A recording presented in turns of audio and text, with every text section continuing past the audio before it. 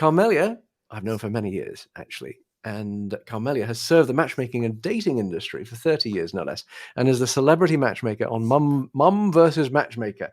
So Carmelia has worked with 8,000 matchmaking clients at this stage and has had more than 65,000 conversations with singles around the world about love and relationships. So her topic for today is the future of content marketing, social selling, and brand recognition through TV and media. Okay, welcome everybody. Mark, thank you for having me. It's an honor to speak after Jeff. Hi, Jeff. I've also known Jeff for a little while and many friends here in the LTR conference. So I'll get right into it because I have a lot to cover. And I want to talk about the future of content marketing, social selling, and brand recognition through media. And so throughout this presentation, I'm just going to be giving some ideas to attract media to your brand and reach your target audience. So here's some things to consider. I have, and because you don't know a lot about me, I'm going to talk a little bit about me, but I really want to focus more on how you can get your brand in front of the media. Because I've had a lot of media experience, I'm going to teach you what to learn what producers and journalists are looking for, how to actually pitch to the media, and the power of leveraging media once you have that, and then of course how to increase your visibility and authority through storytelling. Okay. So the one thing about PR that you should know is that it creates instant visibility and authority. And Bill Gates was quoted, if I was down to my last dollar, I would spend it on PR. So PR is really the persuasion business. And what's great about PR is that I can tell you how great I am, or you can say what your company does, but when an outlet, a distribution channel, a network says that you are the expert for whatever that topic is, it's no longer what I say, it's what a distribution platform says.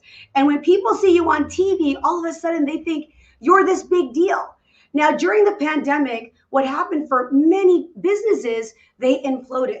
I don't know about many of the people here, but in my business and for many of my collaborators, matchmaking actually saw a big surge in interest, and the news was all over how are people going to date. So if you are somebody who had a brand during a time of crisis, this is a time that you can take advantage of the fact that how are you going to solve problems for people in a worldwide pandemic? So in this particular pitch that I had sent, actually it was they had reached out to me because I had already built a brand, but they were interested in knowing how are people meeting, right? Is quarantine putting stress on couples? Think about that. Is quarantine putting stress on couples? Now, I'm a matchmaker, but yet they're coming to me and asking me about couples advice. And that is because I built a brand as a relationship expert, okay? I wanted to discuss very quickly the three types of media. I know that we have a very experienced and senior people here. And I also know that there are some people, when I was networking in the room, that are just starting out and they're here to learn. So there's three types of media that you should focus on. The first type of media that everybody should have, especially if you own a brand or building a brand, is your owned media. Now, your own media refers to anything that you produce, you publish, it's content that you create. And by the way, social media is owned media. A blog is owned media. Your website is owned media. Any comments that you put on LinkedIn, anything that you produce on your own is your media. And the beauty about that is that you can completely control your media. And owned media, by the way, is what gets you to earned media. I cannot tell you how many times I get contacted by a network because I published a piece of content. Either I wrote an article, I was published, as someone quoted me, I did an Instagram post, and all of a sudden they're like, we like your advice. We'd like you to come on our network. In fact, on my telephone right now, I got a call from Connect TV. I've appeared on them 3 other times. They said, we have a last minute person. Can you be available in 30 minutes? I said, I can be available in 45 minutes because I'm delivering a keynote. So I'll check my message after that. But that's another key thing about getting in the media is when you develop your brand and people know that you are the person to talk to when it comes to dating advice, LGBTQ, Filipino dating. I mean, I know there's a lot of different people that I talked about. People here are managing events. They're serving certain communities. So it's really important that you take advantage of your owned media so that you can get this earned media. It's any content where other people are talking about you. And that's the position that you want to be. Here's the other thing. Unless you're producing content, how do people know what your voice is? How do they know what you stand for? And how do they know how you're helping people? Now, one thing about paid media, there are opportunities for you to pay your way into a magazine, to buy time, to pay for advertising. Paid media efforts for most people, especially as a startup, are expensive. I got another offer in my DM on Instagram saying, hey, we have an LA Weekly article, last minute, 2023 entrepreneurs. Would you like it? It's $1,000. Now, for someone who doesn't have media, that might be attractive. But spending $1,000 when you don't have that much of a budget may not be in your best interest when you can fully control your media. All right, the first way to get media is to build PR relationships. Successful media outlets is all about relationships. In fact, look at the relationships of people in this room. Look at the attendees and see there's so many of my friends on here and there's so many new people I haven't met. So if you're going to be here today and you're going to speak to other people, make sure that you are building those relationships. Building relationships is actually your best chance of getting covered. And if somebody else was covered, one of the things that you can do, first of all, is create a list of people that you know in the industry that you've built a relationship with that could potentially connect you to someone in the media. I have gotten a lot of press because I built a relationship with either the journalist, a producer, or someone who already has a show. Now, it wasn't that I built that relationship because I wanted to get in the media, but there's nothing wrong with you developing and fostering a relationship with somebody who can get you press as long as there's alignment there. Okay, so publicity is absolutely critical. A good PR story is infinitely more effective than a front page ad. Okay, so everything that you see here, all of these different logos, is an outlet that I've been featured on, and sometimes multiple times. All right, so the question is, where do you start? You want to start first with your story and create a strong brand. The reason being is, I'll continue to go here. And for anybody who would like this deck, I've given it to Mark. So I want to go through as much of it as possible and leave more time for Q&A. All right. A big mistake that a lot of people in the industry, I wouldn't necessarily say corporations, but small business owners, entrepreneurs, is they want to get on TV, but they don't know why. And they don't know when. They just know they want to get on TV. What do people say when they want to get on TV? Well, maybe not Oprah. I want to get on Oprah. Oh, I want to do Ellen. I want to do GMA, Good Morning America. The first thing that they're thinking about is the highest level of media. Start local and start with your own. I cannot overemphasize the fact that nowadays social media is most important. This topic is about brand recognition, social selling. It starts with social, and it starts with you taking ownership of the content that you're putting out. So when I say establish reasonable media goals and targets, which outlets do you want to be featured on? And why do you want to be featured on there? What is most important about the outlet, it is not the logo, it's their audience. Who is the audience that is watching this show, reading this magazine, listening to this podcast? Those are all forms of media. Who wants to go on, you don't want to go on a show that is not relevant to your industry just because it's popular. You have to be able to send a message to their audience. Again, building relationships early and before you need them. All right. So here's one part of building a relationship. This was from Tanisha Harris. I did the morning segment on quarantine. Is quarantine causing stress for couples? I sent her, here's a way to build a relationship. After doing that, I asked her for her email. I asked her for her address. It was one of my bigger features at that time because I wanted to get on CNN. I wanted to get on HLN. So I really wanted to thank her for featuring me. I sent her a physical gift. Now I know we have real gifts here. We have other opportunities where you can send gifts. Take advantage of that. Here's what she said. Thank you, Carmelia. This is also my love language. Didn't know she liked receiving gifts. And yes, you really didn't have to get me anything at all. You brought your expertise to the show.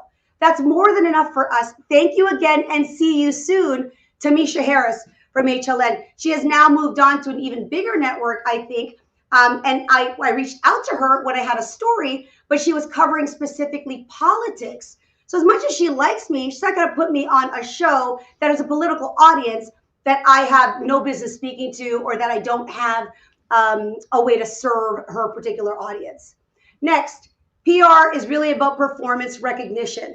All right. And these are, it takes 20 years to build a reputation. And I'm sure some people have experienced the downfall of how quickly you can ruin your reputation. So here's a little bit of an example of what would take for you to have a diversified method or strategy for your business. Number one, HARO, for those who do not know this, I know some of you will already know this, it is the acronym for Help a Reporter Out. If you subscribe to Help a Reporter Out and you put in that you're an expert in, say, parenting, dating, online dating, affiliate marketing, whatever it is, you will get a notification in the morning, in the afternoon, in the evening. Shout out to Hunt Etheridge, because he often sends me, he subscribes to Haro as well, and he'll say, oh, a dating expert wants a perspective on, single moms who are finding it difficult to date. So I have friends sending me things to say, hey, they need an expert's voice. So they're subscribed to Haro, Help a Reporter Out. That means journalists are actually seeking experts. So if you're not subscribed there, you're never going to know about it. Referrals, really, really important that you foster those relationships. A lot of people here are in high levels, senior positions. Some of us are friends with one another. If someone was featured, you can ask them if they can make that introduction. I have a little more on that as well, because you just don't want to do a cold outreach, right? Press releases are important.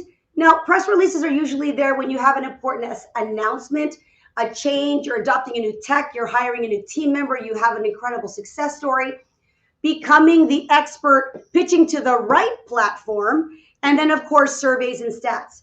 Every year, Match.com publishes the Singles in America survey. And every year they do a big press release. They do a press tour for their experts, their Match.com experts, to comment about the findings that they found in the survey. Anybody who's a dating site owner, you have access to a lot of data. You can ask your members a ton of questions about their experiences. What are they finding the most difficult? What are they most annoyed with? Any question that you think would be newsworthy, okay? You can publish that. All right, here's a list of questions that I often ask when I'm working with a client in the media perspective that's looking to earn media. Number one, who are you? You have to know who you are. You have to know how to define it. And by the way, if you look at this was, I forget which show this was, but I am a celebrity matchmaker, an online dating expert, a relationship expert, a parenting expert.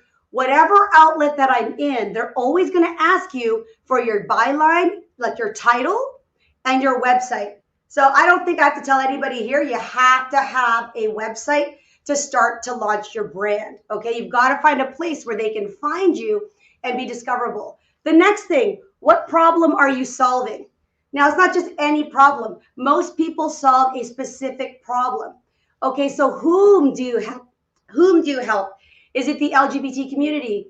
Is it entrepreneurs? Is it single moms? Is it divorced dads? Is it Jewish singles? Whatever that is, you can't help everybody all the time. Unless you're like a Match.com or a Meet Group or something like that. You're going to have a very diverse community. But when they go to press, if you want to talk about a specific community within your big community, that can often be press worthy, because now you're talking about a niche group of people that you can specifically help.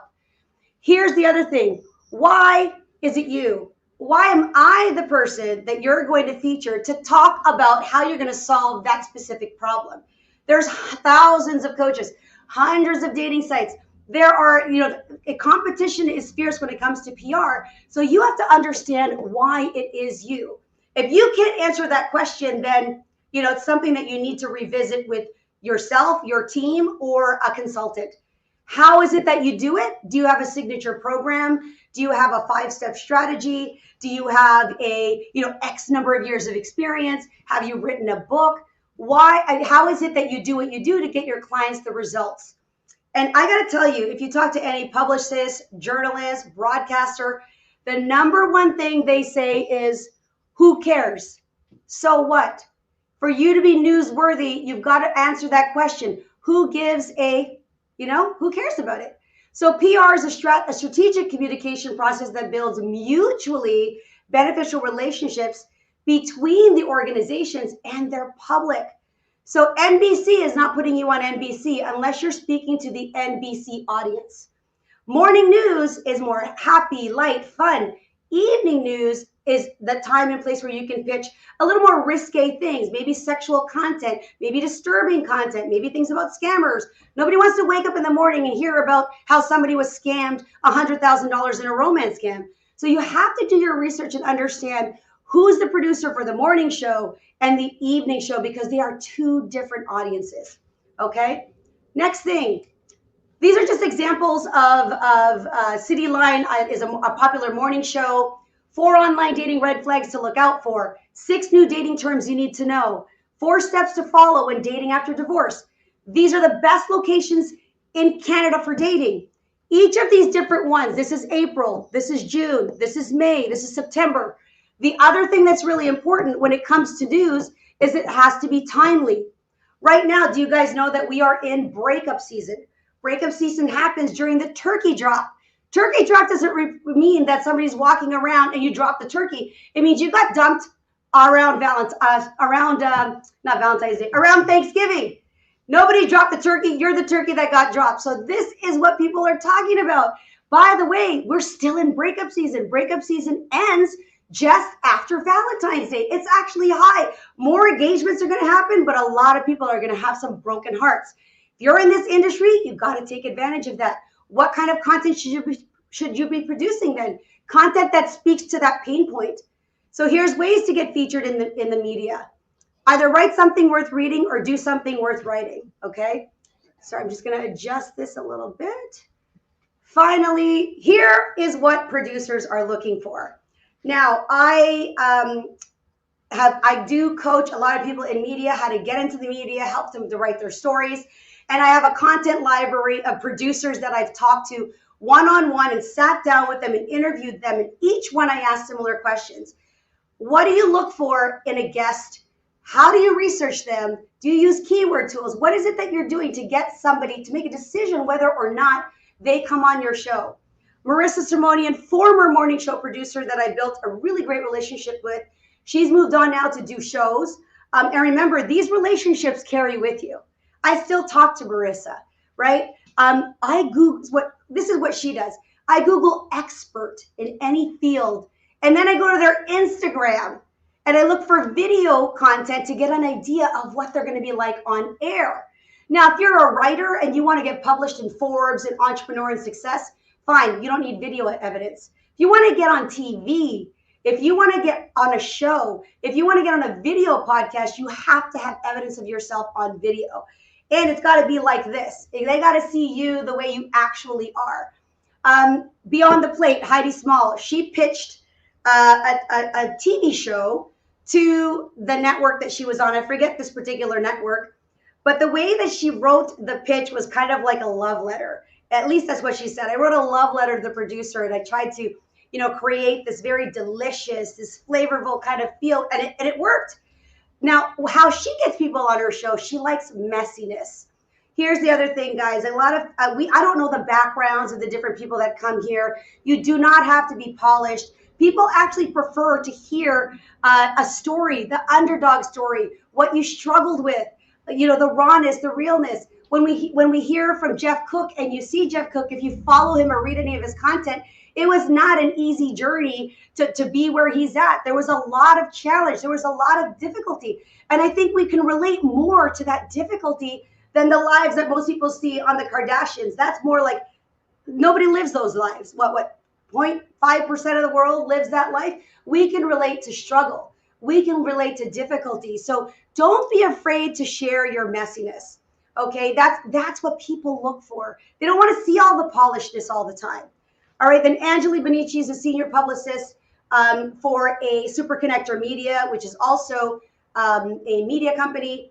Follow up with enthusiasm. Most pitches don't get placed because there's no follow up.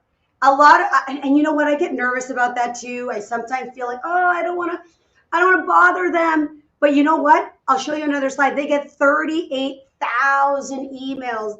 Their emails are full of requests. Everybody wants to get on TV. And I'll talk a little bit about headlines as well. But what you got to know who does what. So an associate producer or segment producer is the person that you probably want to be pitching to. The producer is the one who does the show, but it's the writers, it's the people that do the groundwork that you want to build those relationships with. What they typically do is they research topics. They find the experts. They're pre-interviewing you. They're writing scripts and storyboards. Sometimes you'll go to, for those who've never been on TV or media, you'll sometimes free flow, but most time you have to present specific talking points. When you see most people on television, I'm sorry, there is no teleprompter. The host gets a teleprompter. They're lucky enough to sit there, look great, and read the words coming out. But you are the expert. Do not go on television or on a show if you can't free flow your information and have to refer to cue cards. You need to practice, or you need to have that message or know your stuff. Otherwise, when the TV comes on and the camera comes on, it is live. And people do, like when you do, I don't want to make people nervous here, but it's live. So you can't undo a live segment. So make sure that you practice. Even at the level where I've been in front of camera, I can't tell you how many times I've done a TV show for 4 seasons, 60 episodes. I was just at Sundance Film Festival, and Anne Hathaway was coming my way. Some of the people who are here know this, but I literally, she came to me, and even at this, I was like, I froze. I froze for maybe like 30 seconds. I fumbled a little bit. Why?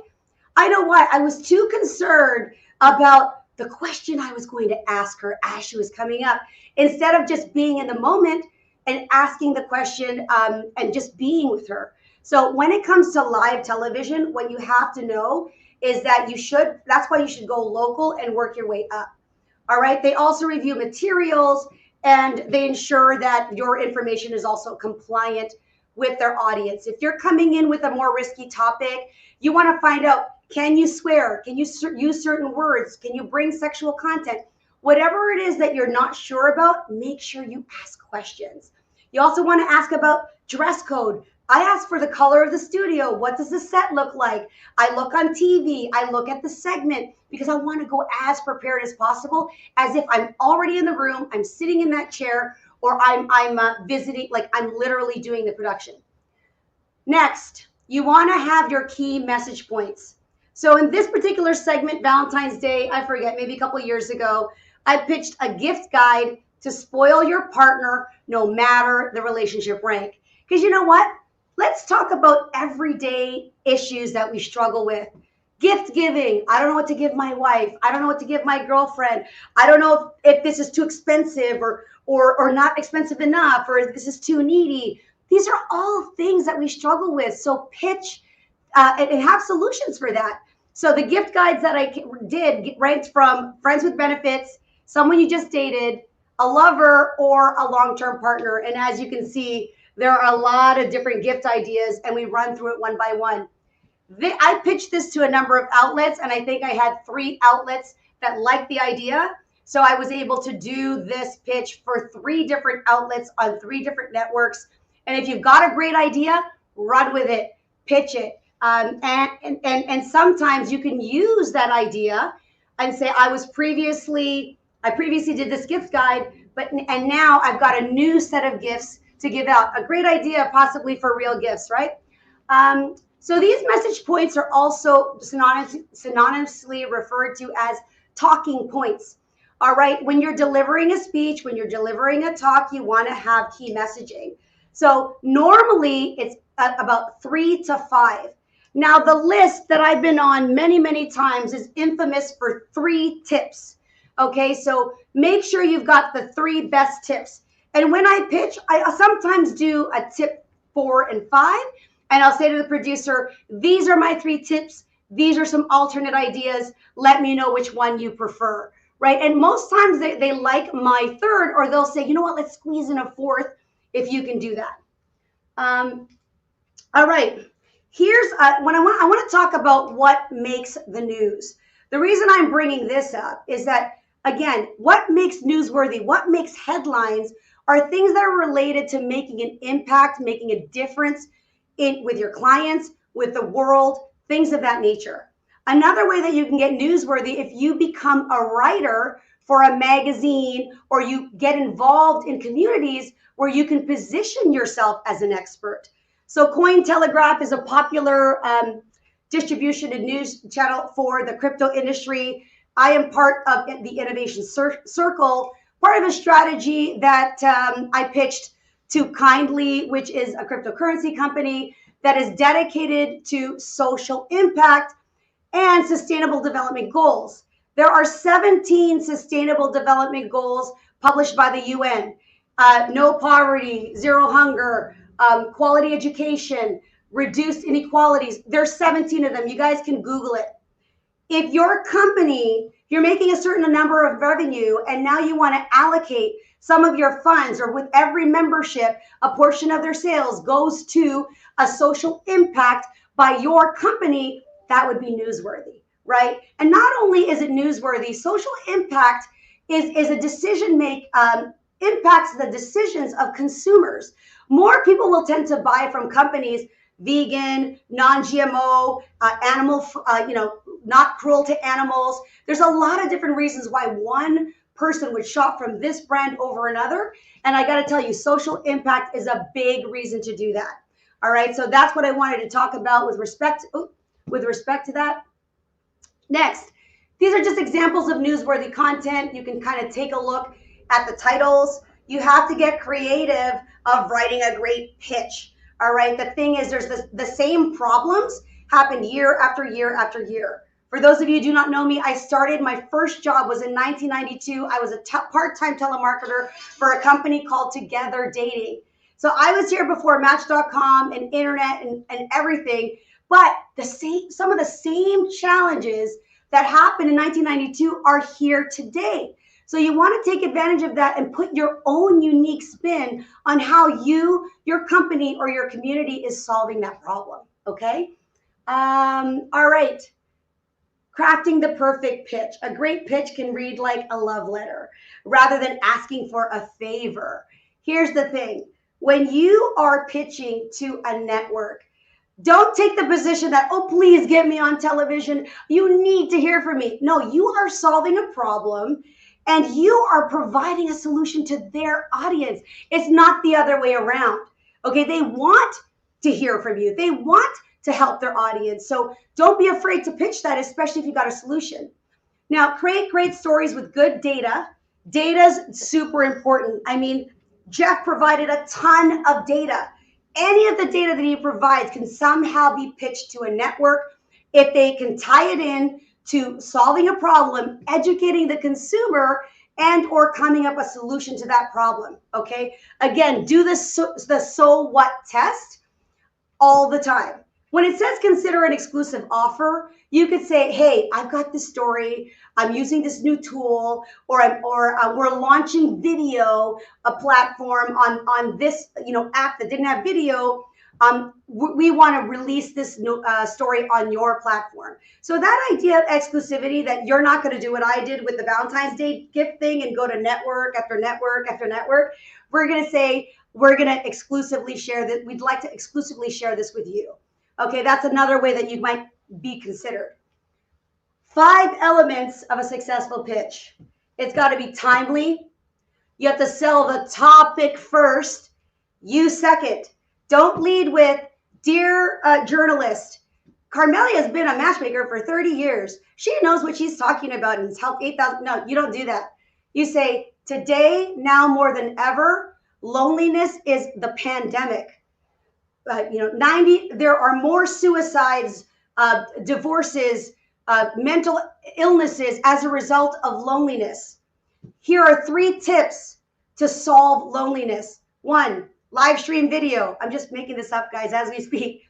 Solving loneliness, get entertained. You don't need to be single, right? So as an example, and then say our expert, then talk about yourself. Quote the problem with data, share your talking points, then discuss why you, okay? 5 elements of a pitch: solve a problem, provide value. Facts and stats always refer to either a recent study, a new survey, a study that your company did that only you would know is super important because no one else is going to have access to that. But when Singles in America releases their survey, or it could be Date Lab or one of the companies here that publishes a survey, guess what?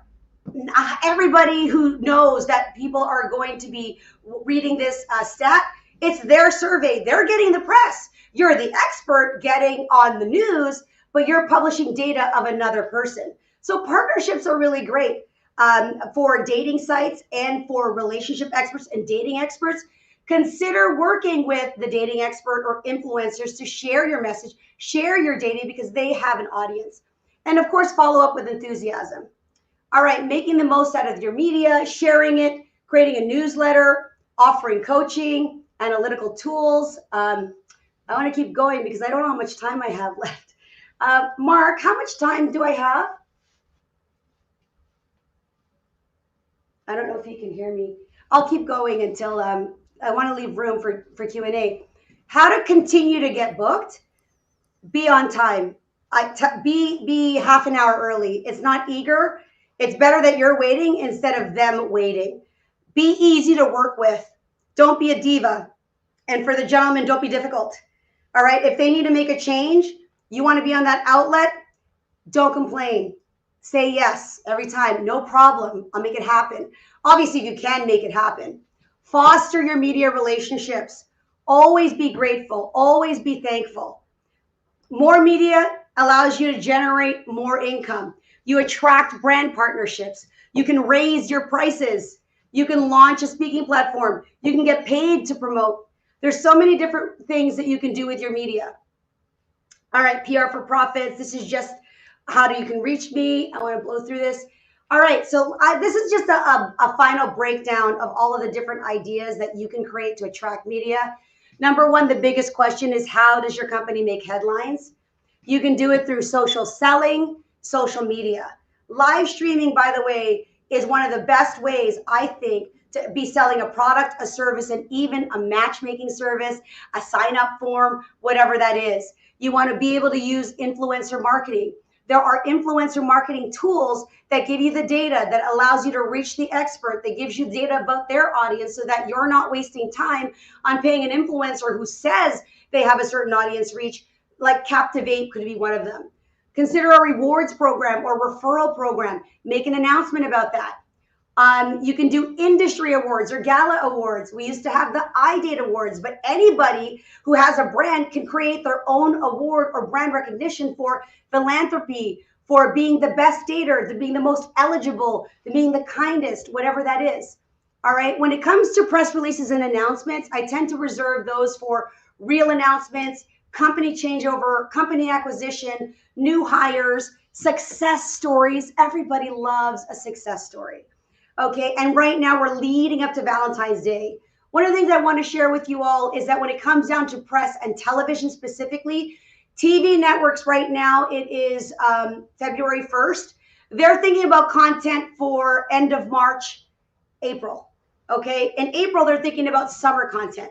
I just submitted my article for Bella Magazine, a New York lifestyle fashion magazine that I'm a writer for.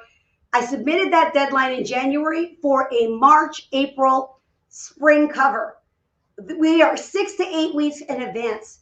So you're too late to do anything in the next 2 weeks. You want to be thinking 6 to 8 weeks out, and you want to be looking at what's going on 6 to 8 weeks out. The only time that press will take over, that you have an opportunity, is if there's breaking news, a breaking story, a George Floyd moment, Bill and Melinda Gates get divorced, Jeff Bezos has another girlfriend, whatever that is, that's the only time that you can probably take advantage of that. Provide commentary on your own media. News will come to you and they'll want to ask for your perspective. Okay, partnerships and our announcements are a great way to attract media. Partner with someone with a great profile, look for that collaboration. And of course, it's all down to brand. Brand, brand, brand. You got to be considerate about brand recognition, brand awareness. How are you getting your message out? Is there a jingle? Is there a slogan? Do you have custom music? Is your logo recognizable? Because that's brand recall, right? The instant connection. When you walk into a store and you see the Pepsi sign, or you go down the street and you see the big M, you know that that's McDonald's. And finally, something that may not be familiar to everyone as a word is the brand salience. At the point of purchase, are they emotionally connected to your brand enough that they want to purchase from you? Okay, they're like, I need a Band-Aid. I need Kleenex. Those are all, all of these words that are synonymous, they're actually a brand. And even though you might buy a different version, you're still thinking this is Kleenex, right? Or Clorox, or whatever those brands are, because at point of purchase, you don't have to think about it. You're automatically going to go. I think I have my Starbucks here. I kind of bounce between, I'm Canadian, Starbucks and Tim Hortons. But there's no thought when I want to buy a coffee, and when most of you want to purchase a coffee, you already know where you're buying it from and how you like it.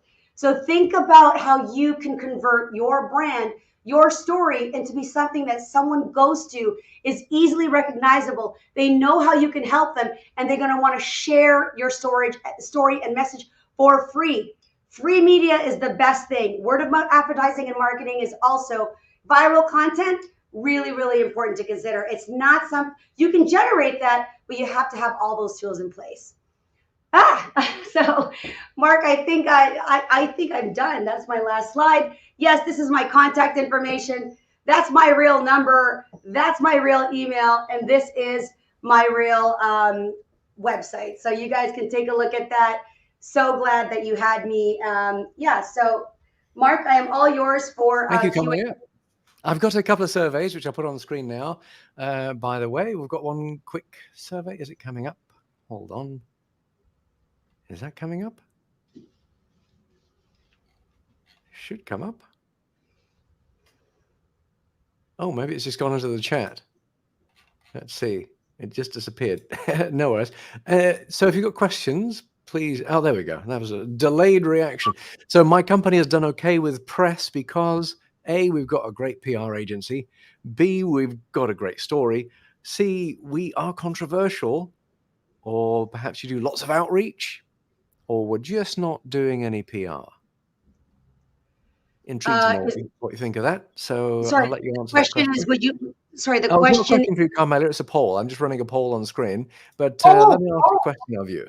What do you advise if you get asked a zinger question? You're sitting in the hot chair, and you're on live TV, perhaps, and then you're asked a super negative question about your dating service. How do you recover? What do you do? A super negative question. Number one, I would be as authentic and real as possible. I'm never going to come from a place of defense. It depends on what your brand is. If you don't care, if you have a brand where it's like, I don't care, they're stupid, that's their problem, which some people have, then you would take that approach. But if you have an empathetic style and you actually care, then you would probably make an offer to resolve that, to come back, and I'll address it immediately. Whether you were aware or unaware, actually that is something that we're currently dealing with. So it's really, really important that you already know. You should already know the problems anyway, Mark. So for people who get blindsided like that, they probably don't know enough about their business. Most time you're preparing for that question. And that's a great point, because there are things about people's business and matchmaking in particular that are not nice. Nobody's 100% happy. I don't think anybody sitting here who is a matchmaker, when that phone rings, they don't know whether to cringe or whether to smile. Okay, we don't make everybody happy. So you should absolutely have a way that you can address negative press and work on reputation management ahead of time. Yeah, absolutely. I mean, down to practice, isn't it? You've got to be well versed in what could happen, and try not to be too surprised. And quick thinking does help. But I think that's one of the underlying concerns that people have about getting onto, say, live TV is, having that zinger question getting nailed on live TV, basically. You know, And it's okay I to say, think I don't know. I'm not sure. It's not entirely. I think the most important thing is to be human. And another trick I hear PR agencies saying is answer the question you really wish they'd asked you, which is a funny one. oh Gotta be boy. careful with that. Yeah, put it this way: if anybody here ever gets onto Joe Rogan, you better buckle your Yeah, he's not seatbelt. gonna. Yeah, just buckle your seatbelt, right? Yeah, Like exactly. so pick and choose. There are outlets that I will say no to because they're just not a good fit or they're too risky. Would you So do Rogan? if he'd have me, I would totally do Rogan, Yeah, and it would great. be worth the embarrassment. Yeah, sure. And sometimes you're going to get embarrassed. Yeah. You've got to take the rough with the smooth. So how to find the direct contacts, right? That's probably something others are wondering about. Okay, you want to contact a particular outlet, you can research it, but then how do you find the actual contact information and the actual mode in which that reporter is most likely to respond? So when you want to get serious about PR, you will purchase the tech that goes along with it. So I have a Cision.com Cision, great, fully. yeah, I have Cision, right? There's great. there's many other ones that you can use. I don't About five guess. grand a year, right? No, it depends on the one that you have. Mine is closer to 10 or 15 based Yeah, on the fact that you can just have print, and you can also, because they also analyze data and metrics, they have mentions, you can set alerts. I have alerts for different things for different people that are talking about, so you can get on top of it. yeah, But the technology, it shows you the reach, the readership, the direct email that Hoda's on there, the national hosts on all of the morning shows, their direct emails are on there, and you can directly pitch to them. Now, there's a lot of people that subscribe to those too. So it's not necessarily about, you can have someone's email. It doesn't mean they're going to open it. So it's yeah. still going to be about the tagline, the subject, your brand, and why it should be you, right? So those are all important factors. Having an email doesn't mean they will open it. Sure, yeah, absolutely. But a couple of other sources I quite like are Raphonic. I mean, a good place to start is podcast, right? Raphonic just does podcasts. That's REPHONIC. That's a nice, Yes. inexpensive tool, like $50, $100 a month, something like that. And then actually, just for finding email contacts, Rocket Reach is amazing. Rocket Reach. You get a Yeah. LinkedIn profile, type in the profile, put it in Rocket Reach, you get the email address. And it tells you the accurate one too. That's a phenomenal tool. I'll tell you, Instagram DMs, Yeah. when you look at producers, they don't have a lot of following. They're behind the camera. You can actually get to a producer through their Ooh, DM. You can yeah. get to them through Twitter. I've had multiple media requests in my Twitter inbox, my Facebook requests. Like, I'm like, is this the new way to communicate? They don't even go to your email. They just go straight to your social media. So guys, that's why it's important to have a social media presence, and you can reach those producers through their socials. That's golden. LinkedIn, do you like LinkedIn as well? Absolutely. I would pay for in-mail, pay for the in-mail, ask for the request, and don't send a blank request. Yeah. Here's another tip that I would say. Comment on the topics they produced, reshare the articles and segments they produced, comment down their thread when you have it, and then not only share that post, but when you have interesting data, you can bring it to them. By the way, if you have a life of someone who's talking about lifestyle and dating, I have a girl at Global News. Her name is Ari. And if there's a report that she doesn't know about, I'm like, hey, Ari, I got this juicy piece of content. Let me know if you feel like this is something you want to talk about.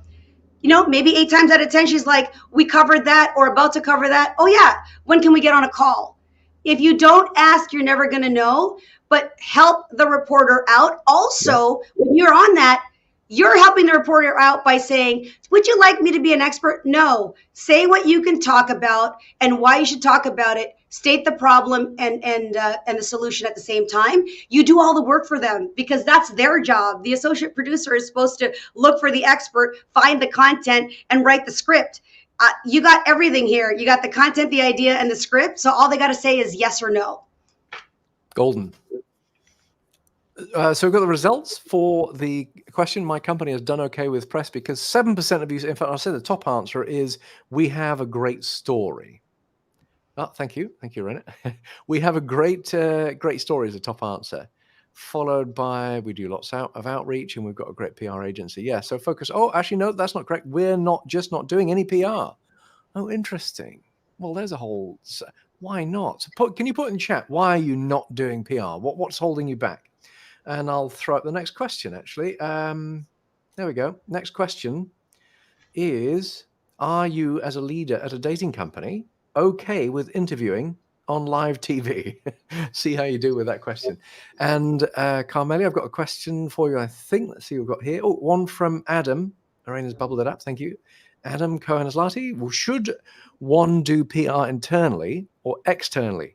And do you evaluate success of a PR agency? How do you evaluate success of a PR firm, basically? Internal, external, and how do you assess a PR agency? That's a loaded question, but I'll answer it as best as I can. Even if you have budget, you want to consider the new ways to market nowadays. Influencer marketing, working with a nano influencer, a micro influencer. The difference between that is from zero to 10,000 or from 10,000 to 100K. I've been doing a lot of research on this, to be honest. If you have a PR agency and they are quite pricey, they should be able to give you specific deliverables, and you want to see their client list as well. Maybe you want to start with your budget or with your with your outcomes. I think in-house PR is always great, and or influencer marketing or collaborating or hiring a dating expert or working with a dating partner that already has press because they've already built those contacts.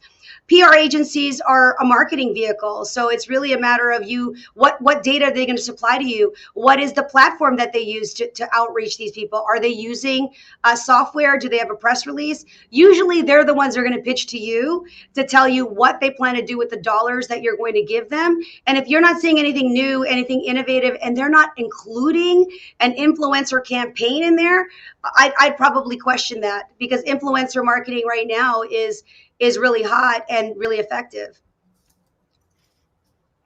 Thank you, Carmelia. And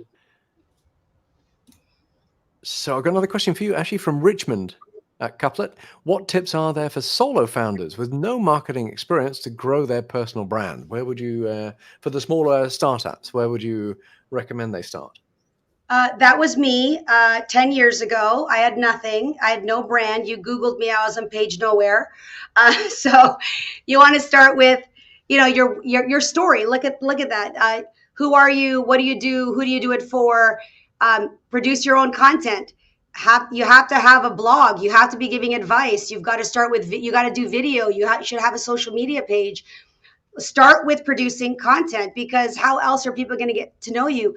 Or produce results for your clients and have your clients be your advocates. You have to do a good job for people. You have to have a proof that what you do is you're the only one that can do that, or that you're actually helping people. If you're not helping people, no one's going to write about that, right? They'll write about if you're not helping people. And so just keep at it. Content marketing is really a long form strategy, right? Going on popular blogs, you're right about that, Mark. Getting onto a blog, sharing your story, coming to these conferences and connecting with a lot of people here have their publications. They have their own blogs. They want to collaborate. Write for them. Offer to, not ghostwrite, offer to contribute a piece of content to a higher blog. I wrote for Plenty of Fish in the very beginning. I did Match.com webinars to get my face out there. I did a lot of work. I did a lot of writing, and I was my number one marketer. You got to be a fan of yourself, and you got to tell the world who you are, what you do, and you got to do it all the time. You are never not a matchmaker. You are never not a dating site owner. You are never not a coach. If you're a coach, you're always a coach. So live, breathe, work your brand, and make sure that people know who you are and why they should come to you.